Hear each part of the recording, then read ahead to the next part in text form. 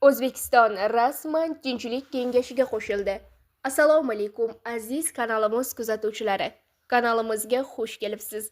Agar kanalda yangi bo'lsangiz like bosishni va dunyodagi yangiliklardan eng birinchi xabardor bo'lishni istasangiz obuna bo'lishni unutmang. O'zbekiston prezidenti Shavkat Mirziyoyev 22-yanvar kuni Shveysariyaning Davos shahrida Tinchlik kengashi nizomini imzolash marosimida ishtirok etdi.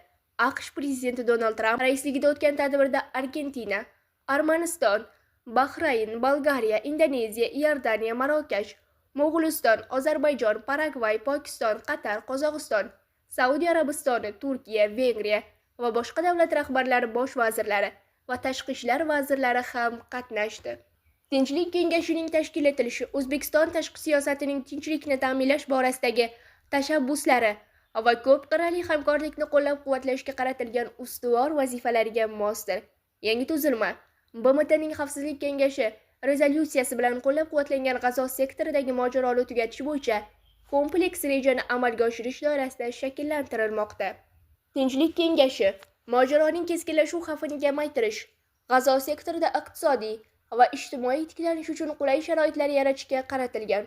Bu farovon iqtisodiyot va tinch osoyishta hayotga ega yangi G'azoni barpo etish, istiqbolda Falastin davlatini tuzish imkoniyatini vujudga keltirmoqda. Kengash tarkibidan jahonning turli mamlakatlaridan nufuzli va ta'sirga ega yetakchilar o'rin oldi. Kengash nizomini imzolab, O'zbekiston uni ta'sis etgan davlatlardan biriga aylandi.